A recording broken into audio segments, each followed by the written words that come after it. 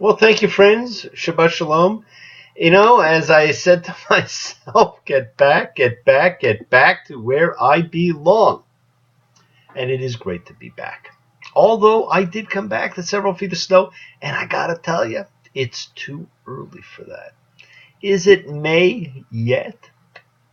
Friends, I am sickened by the Jerusalem synagogue slaughter at the beginning of the week. The execution of the rabbis of prayer and other observers is unconscionable. And friends, this is not a continuation of the Ishmael Isaac story. It's not about brother to brother. It's not about the Jacob Esau rivalry. This is cold-blooded insanity. Zichronam livracha. May their memory be a blessing. Now, on a more pleasant note, it was Bruce's birthday the other day, and I hope it was a great one. I am only sorry that I could not have been there to celebrate it with him. My memory keeps taking me back a few years when I showed up and we went to the Beatle photo exhibit. We also saw a movie which I forget we saw, and now I forget the name of, but I know it was fantastic, and it's always just fantastic to see him and to be with him. And I was thinking of you on your birthday. I hope it was fantastic for you. It was also great hearing from and seeing my old friend Taliesin. I am so glad you get so much from these weekly shows. And yes, it was done just for you. You knew it was done just for you. And thank you, Leah and Adam, for coming to see me. You are a beautiful couple. You have a fantastic dog in Rigby, and I love that name. I really enjoyed our brief time together, and you have chosen an amazing Parsha to marry under. Acharei Mot Kedushim, the one that tells the people they are all holy. The legacy and the oldest tradition that we all still carry within us. We are at that time of the year when people are starting to gear up for next week's holiday, last year's Thanksgiving, the American Sukkot, a time for gratitude. And even in this world of evil and horror, we have so much to be grateful for. Friends, how sad we have to have more of this senseless violence. Let us all focus on the things we can be grateful for instead. And for those who are unaware, and we will talk about it more next week, the founding fathers of the United States did have Sukkot in mind when Thanksgiving was established. In this dirty old part of the city where the sun refused to shine, people tell me there ain't no use in trying. We gotta get out of this place. It's the last thing we ever do. We gotta get out of this place. Because, friends, there's a better life for me and you. Wow. I miss Eric Burden and the animals, and there is a better life for me and for you. It is waiting for you. All of you, my friends. It's a real pleasure to hear from Stephen Florence. Thank you so much for your kind words. And friends, how great we feel when we hear from old friends, or new friends for that matter, because kind words go so far and can act like a wormhole, transporting the saddest state to what a joy and gratitude in a nanosecond. I love that word, nanosecond. So please, greet everybody you know with kindness. Greet the stranger with kindness. You were once an alien. This week we continue to read about a family history, oft mistranslated as generations. We talked about the use of genealogies as a break between Torah sections. Friends, we are now encountering the second of the Toldot, the records. Now, Isaac is different from his father and his son. A great series of events distinguishes him from everybody else. He never leaves home or Canaan. He never fights. He has only one wife. His name stays the same. He wanders off and meditates. He lives the longest of the patriarchs, to 180 years old, actually. He was chosen for a sacred role. He was laid on an altar as a sacrifice. Imagine the effect that would have, and the effect it would have on his relationship with his father from that point on. He was a pacifist. He struck me as being very Buddha-like in many ways. Born a poor young country boy, Mother Nature's son, all day long, sitting singing songs for everyone. Okay, he wasn't born that poor. Now, he was married for the first and only time at age 40. A sacred age in Judaism, my friend. A mystical age. A biblical formula age. And you may have already started to think the math through. Married at 40, has his twins at 60, dies at 180 years old after blessing Jacob instead of Esau, which puts the twins at 120 years old before their stories even begin. So the time frame's not quite right. But like we said before, for all you biblical fact finders and checkers, do not get lost in the irreconcilable conundrum of minutiae. We're told Rebekah was infertile, like Sarai, and Isaac, not Sarah, Isaac, intervened and prayed to Yahweh, and she became pregnant. And friends, God spoke to her before he ever spoke to Isaac. Isaac was laid as a sacrifice, and God speaks to Rebekah first. And God told her the younger would dominate and be served by the older. At least that's how we've interpreted what was said. Genesis 25:23 says, the older, the younger will serve. So perhaps, instead of manipulating the situation, some believe Rebekah is simply fulfilling God's will. So this means the decision as to who's the number one son is still up to God. But friends, this understanding is based on a misunderstanding of the subtle, ambiguous biblical wording. It's fantastic. That's why the words are so important. See, the text does not in fact say that the elder son will serve the younger son, because in biblical Hebrew, the subject may either precede or follow the verb, and the object may also either precede or follow the verb. And what that means in English is that sometimes it's impossible to tell which word in a biblical verse is the subject and which is the object, especially if the verb is in poetry. And like any great Greek tragedy, the oracle here is in poetry and can mean the elder will serve the younger, or the elder, the younger will serve. And our biblical oracle of Delphi provides a prediction containing two opposite meanings, leaving the person who receives it, Rebekah, free to hear consciously or subconsciously whatever she wants to hear. It can be understood to mean that Jacob will serve Esau, or that Esau will serve Jacob. Perhaps Aeschylus and Sophocles were readers of the Torah. I will check with my good friend, the great scholar Martin. He will know. We are told first came Esau, all hairy and ruddy. Wow, I love that word. What a great word, ruddy. And then holding his heel came Jacob, from the Hebrew Yaakov, Jacob, Akem, heel. Esau was a hunter and a man of the fields, and Jacob, a peaceful peacenik who lived in tents.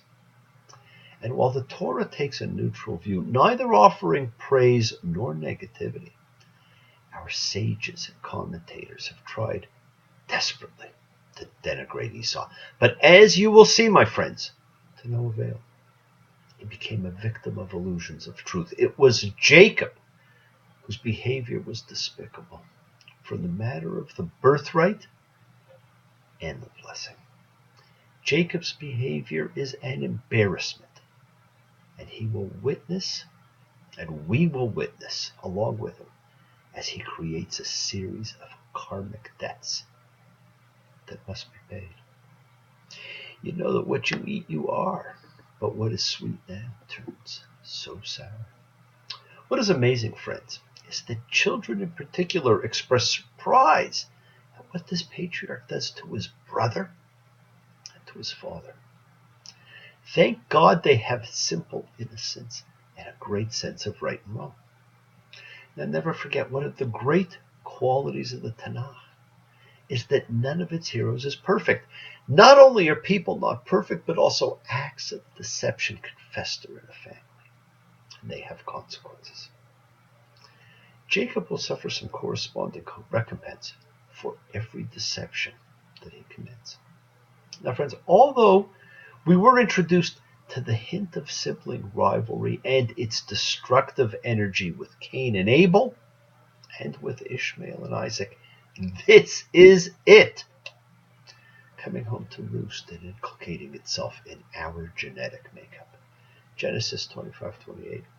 Isaac loved Esau, and Rebekah loved Jacob. A recipe for disaster. If this isn't the DNA of future problems, I don't know what is. Beware, parents. Try and love all your kids equally. They know. You knew. I'm reminded of that great song, Twins, by Me3. We all have a part buried deep inside. Sometimes it's who we really are. Like taking the trip from Jekyll to Hyde, that hidden power nothing can bar. Everybody's got a twin inside. Everyone's a little split. Everybody's on an up and down ride, but no one seems to know where they fit. One day Esau came back from a futile day of hunting. He was hungry. And Jacob, seeing this, offered up a trade. Jacob gave bread and lentil stew to Esau in exchange for his birthright. Friends, this was quite significant in biblical times. A birthright. Oh, and that guarantees privilege, position, rights, and an order to things. It's in the concept of firstborn and all that it entails.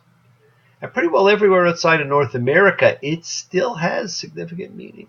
Friends, you will see the ramifications of it again and again in the Torah. Now, once again, the Torah seems to be a little out of sequence. And there is this strange repetition story of famine, and God tells Isaac not to go to Egypt. So we see Isaac going to Abimelech, the Philistine king who we saw Abraham going to.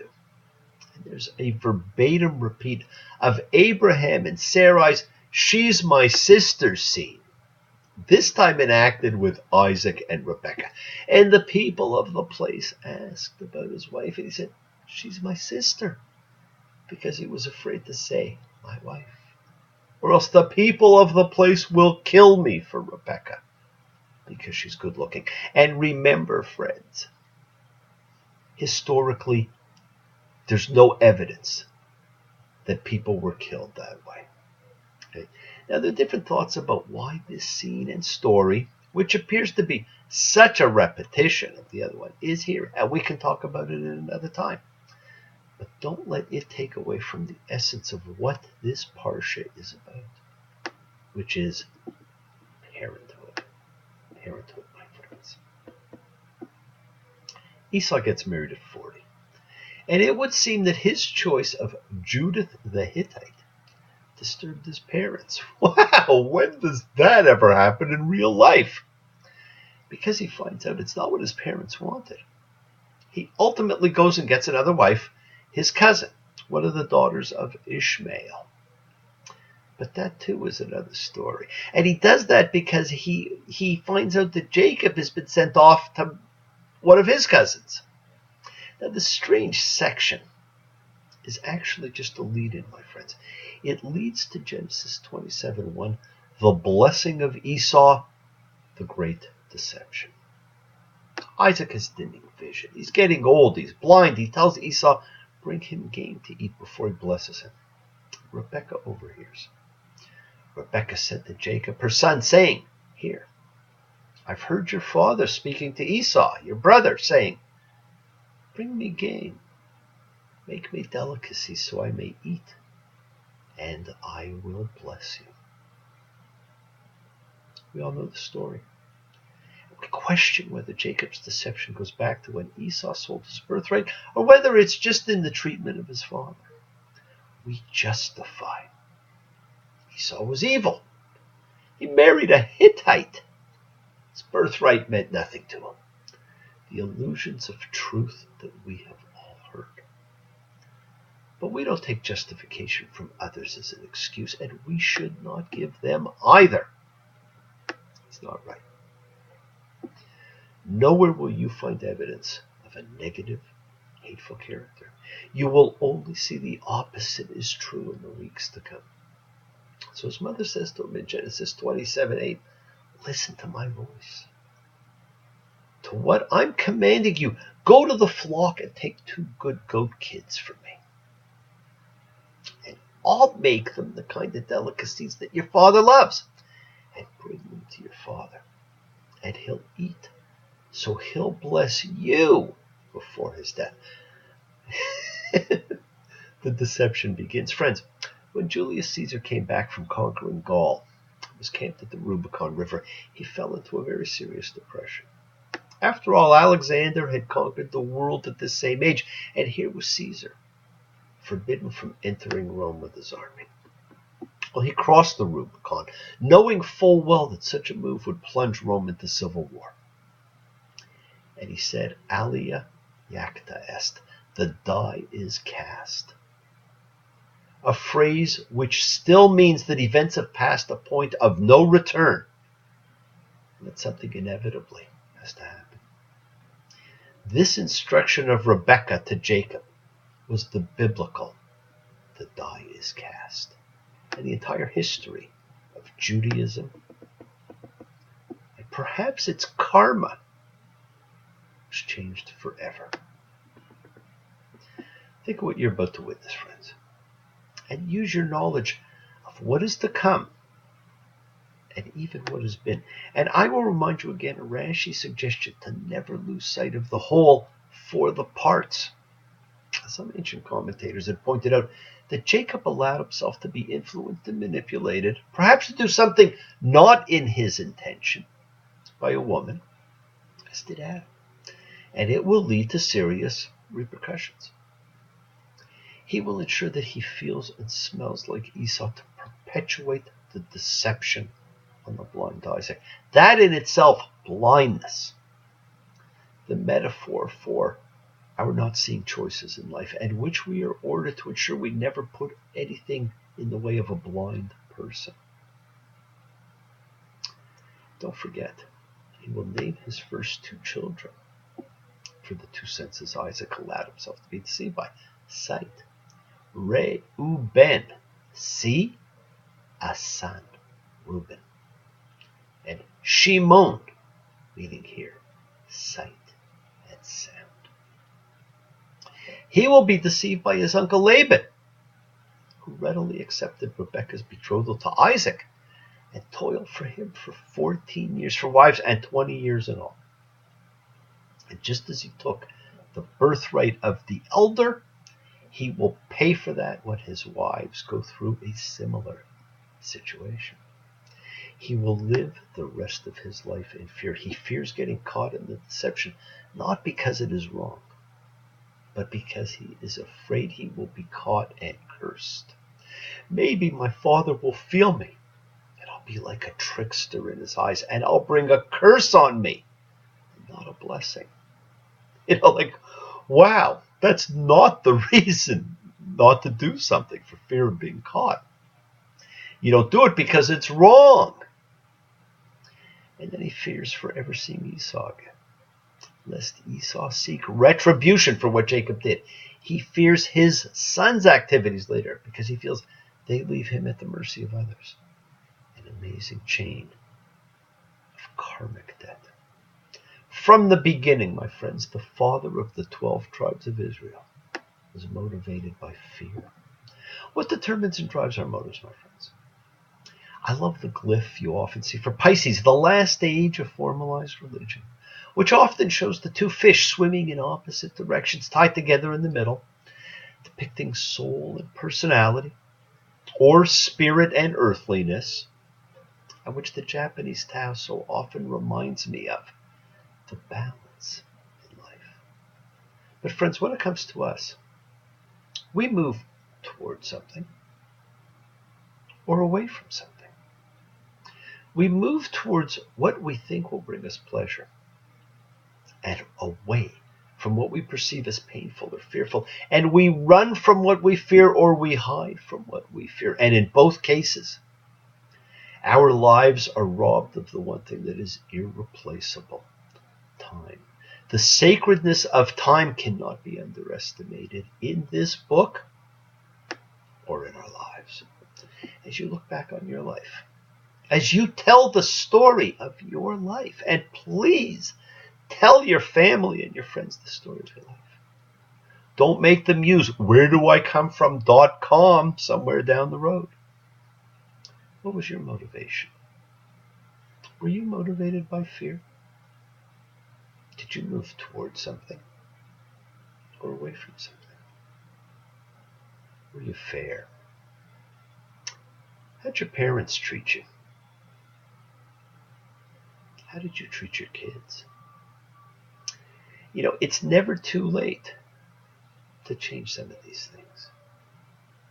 We see so many clues to our patriarch's perspective when we stop and read and look. When asked by Isaac how he fulfilled the request so fast, Jacob responded, "Because Yahweh, your God, made it happen for me." See, God is not his God yet. And we will see further on the conditions that he puts on God before accepting God as is. And we see how Isaac viewed things. And he said, the voice is the voice of Jacob. The hands are the hands of Esau. He didn't trust who he was with. The two senses, sight and sound, one he lost, one he ignored. He didn't trust himself.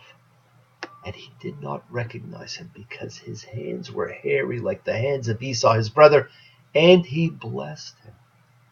Friends, he didn't recognize him, but he blessed him. Jacob wasn't Rich Little. He wasn't an impersonator. He put animal fur on his arm and on his neck to deceive his father. Why didn't Isaac trust his hearing or himself? He knew it was not Esau, but what does he do? He blesses him anyhow.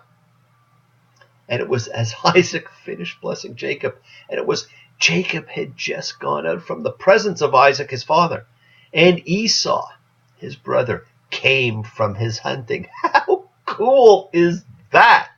One's leaving, one's entering. If this were a film you were watching, you would be riveted to your seat in anticipation of what could happen. What if time, my friends? What if you actually knew nothing about what was going to happen? You began this book at the beginning and you were now here. You know nothing about wrestling with an angel. You know nothing about 12 tribes. You know nothing about a love for Rachel. You know nothing about an Exodus. Only a story of brothers, each favored by a parent, one deceiving the other and deceiving the parent who favors that other one. Would you be sitting there hoping the deceiver would be caught and that fairness and karma reigned supreme? And Isaac trembled, very big trembling. I ate some of it all before you came, and I blessed him. He will, in fact, be blessed. Friends, I shouldn't laugh. The sensitivity and the hurt is overwhelming. And we don't realize it yet, but this is actually the setup for our lesson in the importance of forgiveness. One of our greatest gifts, yet one of the hardest to encompass. And even though Esau asked to be blessed too, there was only one blessing. There's only one Holy Grail. There's only one blessing. Your brother came with deception, and he took your blessing. Esau then says, he's usurped me 2 times now. He's taken my birthright, and here now, he's taken my blessing. And Esau despised Jacob because of the blessing with which his father blessed him. And Esau said in his heart, the days of mourning for my father will be soon. And then I'll kill Jacob, my brother. We judge. We project our view of the world on those around us, and that is how we see all of these events unfold. Our sages and commentators have tried so hard to demonize Esau because we actually see the unfairness in how he was treated. Still, we sit there and we wonder, would the deceiver be caught? Would there be just enough time for one to leave and the other to enter? Would the deceiver be the apparent victor? It's all setting up the sequel. Join me next week as we see. Well, this isn't a film or a serial, but the choice you make is the rhythm of your life. And to paraphrase the modern bard, people tell me it's a sin to know and feel too much within. I still believe he was my twin. He was born in spring, but I was born too late. Blame it on a simple twist of fate. Thank you, friends, for joining me. Let us pray for peace, for healing, for kindness. Let us exhibit these same things to all who are around us. Be well, be happy, be blessed, and get ready for Turkey, and get ready for something else. Saturday happens to be Rosh Chodesh Kislev, the beginning of the new Hebrew month. So a wonderful Kislev to all. And here is the sound of the shofar to announce it. Not the silver ones fashioned just for the announcement of the new moon, but a shofar nonetheless. Love you all. Thank you for coming. Shabbat shalom. I can't wait to see you again next week. Be well, my friends. Take care. Bye.